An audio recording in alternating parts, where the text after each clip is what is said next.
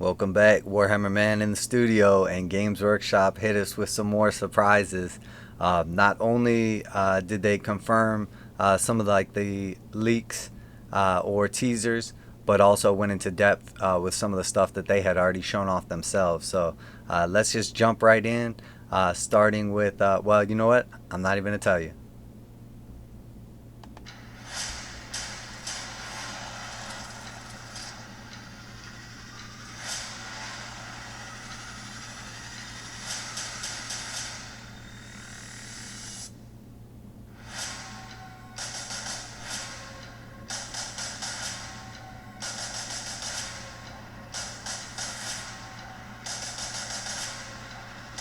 The Silent King returns, and it looks like it's basically him on this floating platform with like two guards, all armed with like some awesome staff weapons, and then a couple of like his own little like floating shield things.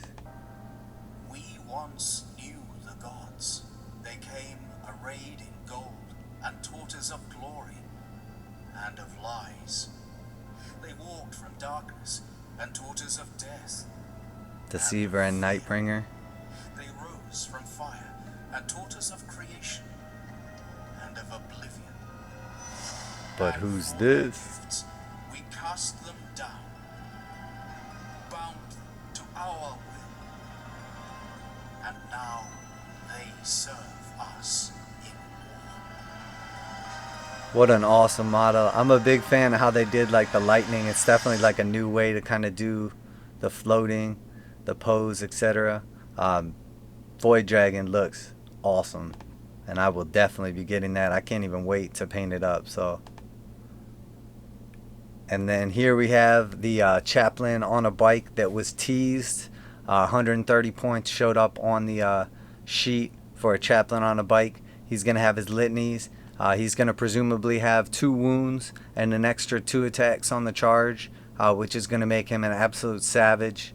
And with the power weapon and basically the litanies, all the buffs that he adds, he's really going to fill a slot in the Primaris. But I'm sure a lieutenant and a captain will be not too far down the road as well. But the model looks awesome. I know some people don't like the bikes. I'm a big fan. I just assume that they have like electronic suspension and that it's lowered down so he can reach the ground. But when they're in like full action, that it's smart enough that it could like lift itself up, etc. So, but that's the Chaplain on a bike. Obviously, absolutely phenomenal. I like the Rosarius. I really like how they're doing the iron halos like above their heads, kind of like deal. That looks awesome to me. It's definitely a sweet design. And I'm sure he's going to be massive. I can't wait to get my hands on the actual bikes and see like how big they actually are.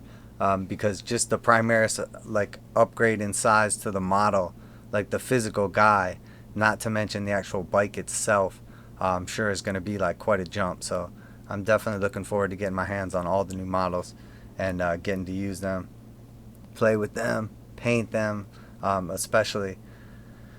I'm not sure which chapter they're going to look the best on, but I have a feeling like the Ultramarine's going to look really good. I mean, Raven, I think White Scars is probably going to have a lot of like real useful stuff they could do with these new models.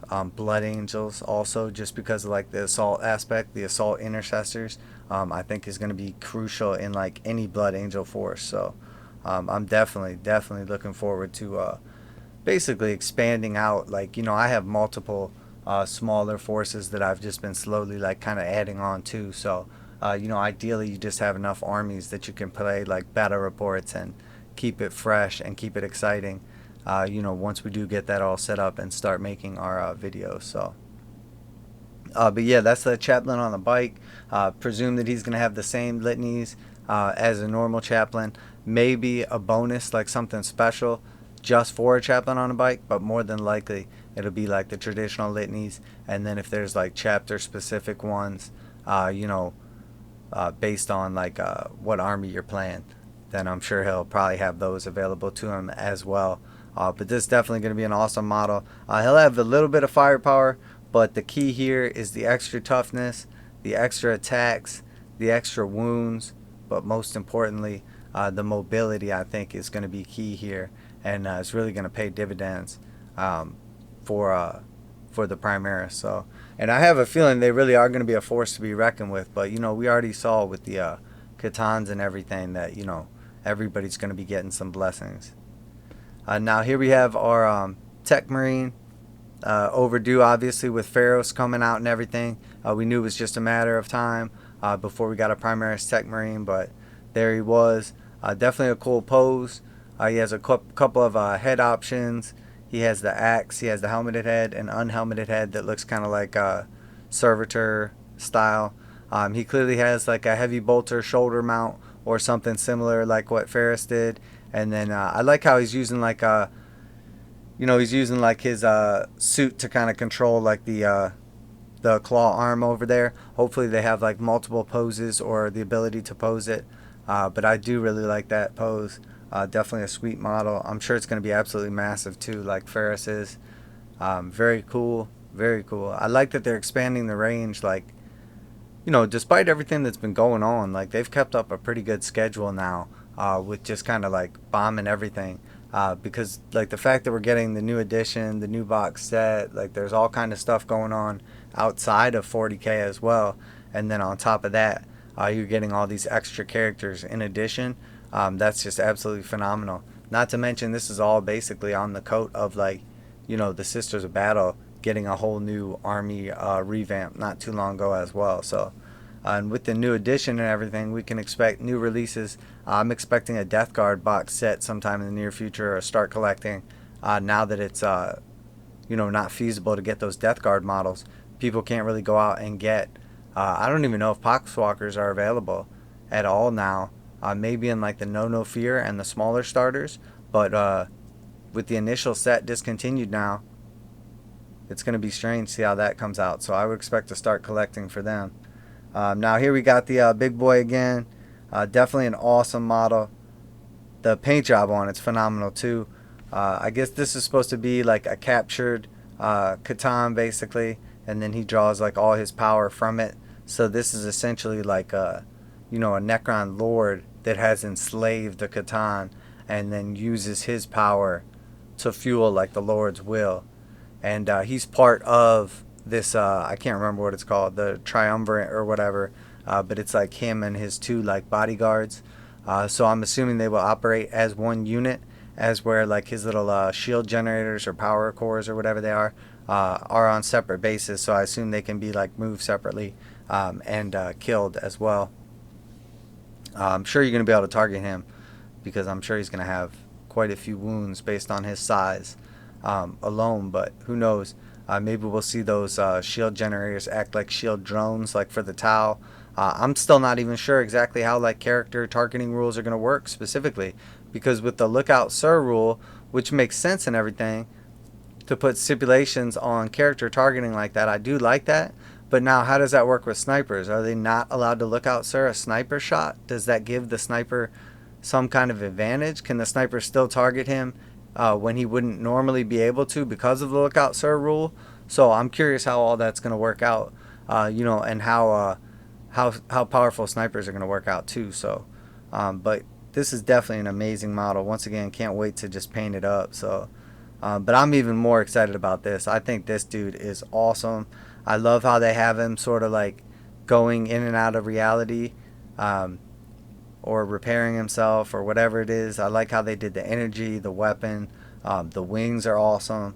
Definitely fits into like the Necron style too. Like the form of him goes right along with like the other Catan, and then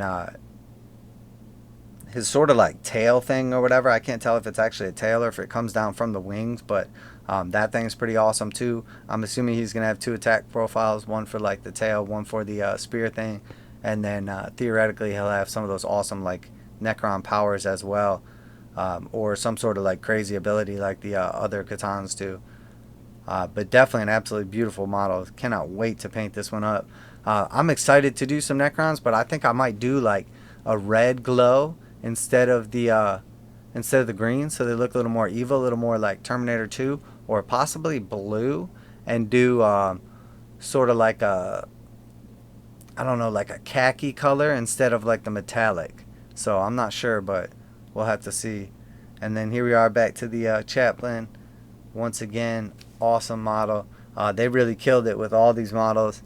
The new ones that just came out too, Luminar, Cesar, and I mean, everything just looks phenomenal. I can't wait to get my hands on everything and get it painted up and get it on the table. And I know people are jumping to conclusions about stuff being good and bad and everything, and I just wouldn't even worry about that right now. Like, it's going to be so long before the meta settles and everything kind of finds its place. Like, nobody knows what's good and what's bad right now. It's all like speculation. So, if anything and you really want to be competitive and you're just worried about what you need to have, like, focus on a core force and getting that painted up to a nice standard, so that you can play with what you have, and then you can kind of augment that force accordingly. But I would focus on durability, I would focus on mobility, and and I would focus on obviously like the core force, like characters and a few troops, and then you can kind of go from there, flavor it up accordingly. But I have a feeling it's going to be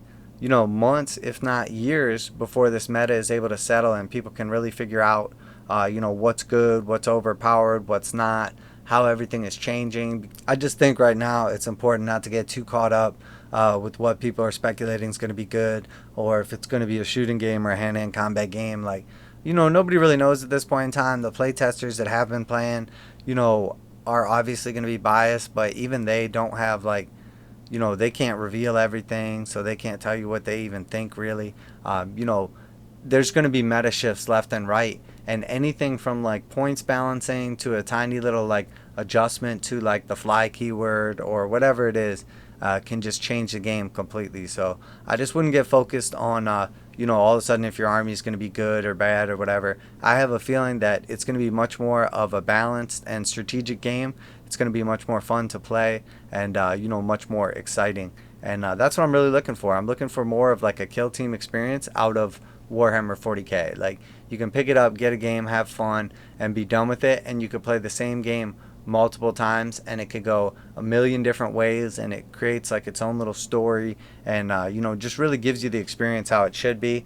And it's not like everybody's just going to be playing Iron Hands or whatever the key meta army is, and if you don't play that army, it's not going to be good. I think every army is going to be fun. I think some are going to be more competitive than others, but I think that changes like the size, the amount of terrain, the way terrain interacts, the way models interact with each other, and like, just everything is going to change the way the game's played. So I don't think people should get too focused right away on what's great or what's not, and I wouldn't worry about reading a couple stats sheets and immediately assuming something's trash. If you like how a model looks, or the dynamic of it, it might be awesome. Because I saw a little like review on the Illuminator Cesar, and they were talking about how he's no good, how he loses the invulnerable save bubble, how he's too many points, etc. But you don't know, like I said with the snipers, how easy it's going to be for somebody to just snipe off your normal Cryptek and just kill him and lose that ability completely. You don't know if he's going to have some like single little ability that none of the other Crypteks have in addition. I mean, you don't know that extra toughness is going to make the difference between him being able to get sniped, or the extra wounds, or all of a sudden points for a character is not going to be as important because you're limiting how many you're allowed to take. So you can spend a couple more points to get that extra beefy character to make sure he doesn't die, because all of a sudden you're only having 2 or 3 in your army instead of 6. So the game is going to shift here. I think the most important thing is focus on what's fun, and pick your army or stick with your army, whatever your choice is, but get your army, get your core, and then go from there. Rather than just trying to like chase the meta, because I think that's the type of thing that they're really trying to eliminate. I think they're trying to hunker down and get people to like pick core forces and then build on top of them, rather than just saying, okay, I need this exact army to be competitive and no other units, and the minute this army is not like top of the meta, I'm just going to throw it on eBay and move on to the next. I think it's going the other way, where they're going to basically just be like adding stuff into the edition and augmenting it over like the next few years while this is the edition, and you're going to see like shifts within the edition. So it's key to just like stick with what you have, get a nice paint job on it, and have fun rather than just focus on you know, what's cool and what's hip. So well, there you have it, guys. Warhammer Man Studios. That's my preview of all the new stuff Games Workshop revealed. It all looks awesome, and a little bit of my meta chasing ramblings as well. Keep tuned in for more of these reaction videos, reviews, etc. And then also, you know, like fresh content, how-to videos, unboxings, etc. So, Warhammer Man Studios. I'm Warhammer Man, and I'm out of here.